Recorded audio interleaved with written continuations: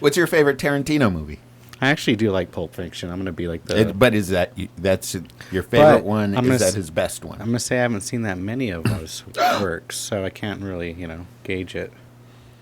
I truly haven't seen that many movies. I was very restricted as a kid, and I guess I kind of continued that through as an adult. So Pulp Fiction. Alan, your favorite Quentin Tarantino movie? It would be Pulp Fiction, but I take my OJ without pulp. Oh. You like a little bit of pulp? I like no pulp. Extra heavy pulp. I like some pulp. I like only pulp. Just chunky. Spooning your orange juice. Yeah. The less moisture in the pulp, the better. Okay. But I don't know. 4 Rooms is pretty good. Oh, really? That one's I kind of think that's his weakest. But that segment he directed is the strongest of the 3. That's for sure. Well, the way he tied all the little stories together was pretty good. Yeah, I can appreciate that. I think his worst thing was where it was like focused on Quentin Tarantino was the lead, and he was like driving this old classic car, and he was supposed to be really cool, and he listened to music. Oh, are you talking about Dusk Till Dawn? No, this is a different one. It was like a much lower budget one that had no redeeming qualities whatsoever. Was he an actor, or was he actually directing? He was an actor, and I think he was directing too. But you don't know what this mystery film is. I don't recall off the top of my head. But what I did watch the other day was a Tom Hiddleston and Tilda Swinton movie. Tom Hiddleston, a.k.a. Loki. Tilda Swinton, I've seen a couple of good sex scenes with her. I've never heard of these people. She's the chosen Loki? one. She's the chosen one from Doctor Strange. Loki's the superhero shit, right? Right? Yeah. He was also in Kong Island, which was pretty good. That looks like the dude from Skull Island. Lisa, you're throwing me apart. That's my Halloween costume right there. Yeah, this was a movie about... So these two are vampires, and it is the most lame vampire movie I've ever seen. Really? Why? So, like, as you can tell, look at this guy's character. He looks like Chris Angel, right? A little bit like Chris Angel, just being, like, real sad and emotional. Well, that's his whole character, is being sad and emotional, that he's a vampire. And he plays music, and he's really talented at music, and it pays the bills like crazy. But he's just hauled up in this little house in the middle of Detroit where nobody else lives. And he's, like, super depressed, and he hires this guy to make him, like, basically his familiar or whatever. Yeah. Who he just hires to go do all kinds of shit, and he has a non-disclosure disclosure agreement with. He tells this guy to go have someone make a bullet with, but the tip of the bullet's made of wood, a really dense wood. Okay. Because he wants to kill himself. Oh, almost like a stake to the heart.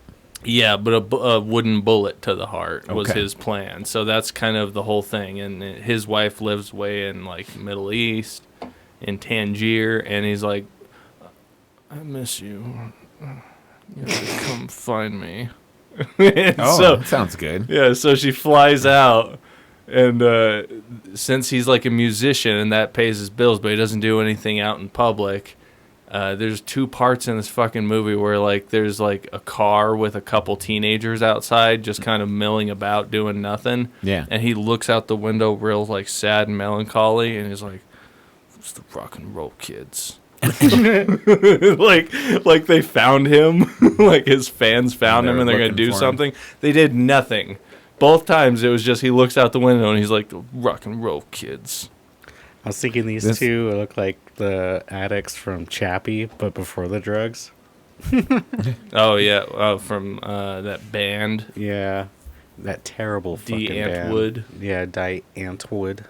Yeah. This was a really, really lame fucking vampire movie. Did you see all of it?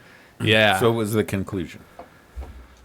So the second time that the rock and roll zombie kids, they called they called regular people zombies because they're just going through life, man. Yeah, man. So the second time the rock and roll kids were outside of his house, he's like, man, we have to escape. So they fly over to Tangier where this lady lived, and They fly? Like, do they just, like, how's the flying scene done?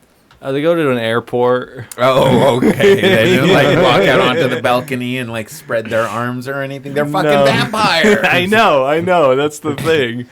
And, like, I guess there's this plot about people's blood being contaminated, so, like, there's not many vampires left. Yeah. So they have to source their shit really carefully, and he goes through a doctor, and he just shows up at a hospital dressed like a doctor, and he's like, "Give me the blood. I need the blood." This movie sucks. Dude, it was so lame. Does he die then?